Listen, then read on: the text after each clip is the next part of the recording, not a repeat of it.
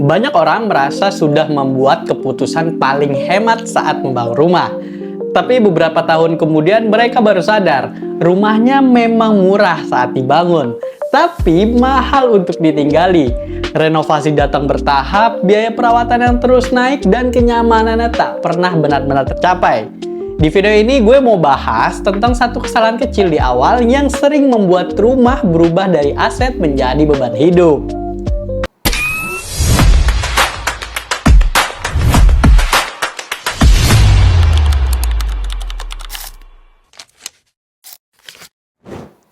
Halo, gue Januar, arsitek online kalian.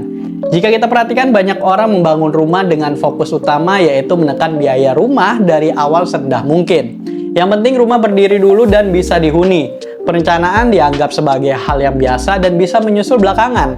Akibatnya rumah dibangun tanpa desain yang matang dan tanpa gambaran yang jelas tentang bagaimana rumah itu akan digunakan dalam jangka panjang. Pendekatan yang tadi gue jelasin itu sering disebut sebagai membangun rumah dengan cara murah.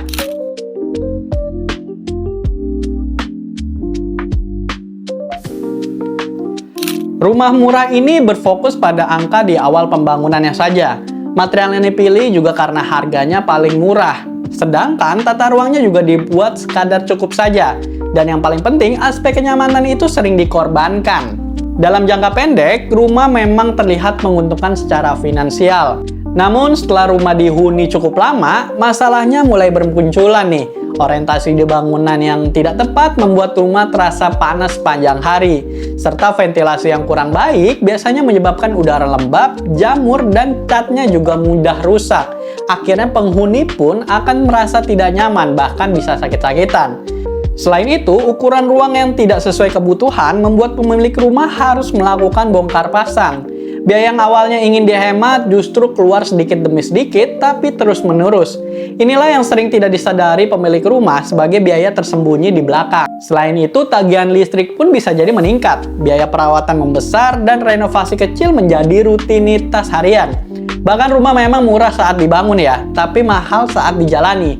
Di titik ini banyak orang yang mulai bertanya-tanya nih, di mana letak kesalahannya? Sebenarnya jawabannya simpel ya, hampir selalu sama, yaitu kesalahan terjadi di tahap perencanaannya. Rumah dibangun tanpa konsep yang jelas dan tanpa perhitungan menyeluruh. Padahal rumah itu bukan sekedar bangunan untuk hari ini saja teman-teman, tapi tempat hidup untuk bertahun-tahun ke depannya. Dan disinilah konsep rumah efisien menjadi solusi buat kalian semua.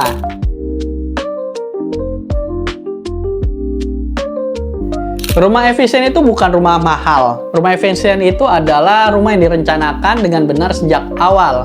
Setiap ruang memiliki fungsi yang jelas, setiap bukaan bekerja untuk kenyamanan, dan setiap keputusan desain itu memiliki tujuan yang terukur. Rumah efisien itu mempertimbangkan beberapa aspek teman-teman. Jadi kebutuhan penghuni, iklim, dan kemungkinan juga perubahan di masa depan. Orientasi bangunan juga diatur agar rumah lebih sejuk secara alami. Serta ventilasi dan pencahayaan dimaksimalkan agar rumah lebih sehat dan hemat energi. Struktur juga direncanakan agar rumah siap berkembang tanpa perlu membongkar ulang nih. Disinilah peran desain dan arsitektur menjadi sangat penting. Desain bukan sekedar gambar aja ya, tapi juga yang terlihat menarik. Desain adalah alat yang untuk mengontrol biaya dan juga mencegah kesalahan di kemudian hari. Dengan desain yang tepat, kalian bisa mendapatkan ukuran ruang yang bisa dioptimalkan, bentuk bangunan yang disederhanakan, dan juga penggunaan material menjadi lebih efisien. Serta proses pembangunannya menjadi lebih terarah.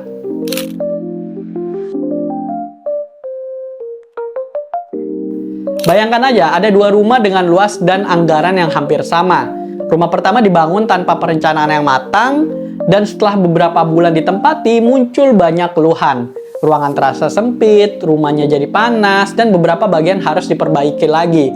Selanjutnya ada rumah kedua yang direncanakan sejak awal dengan konsep efisiensi. Ruang-ruangnya juga terasa lebih lega dan fungsional, serta sirkulasi udara dan cahaya bekerja dengan baik. Dan juga struktur bangunan sudah dipersiapkan jika suatu hari nanti ingin menambah ruang. 5 tahun berjalan, rumah ini hampir tidak membutuhkan renovasi besar teman-teman. Oke, jadi perbedaan kedua rumah itu bukan pada besarnya anggaran ya, tapi melainkan pada cara berpikir sejak awal nih. Rumah efisien mungkin tidak selalu terlihat mencolok dari luar, tapi sangat terasa bedanya saat dihuni setiap hari hingga bertahun-tahun kalian rasakan.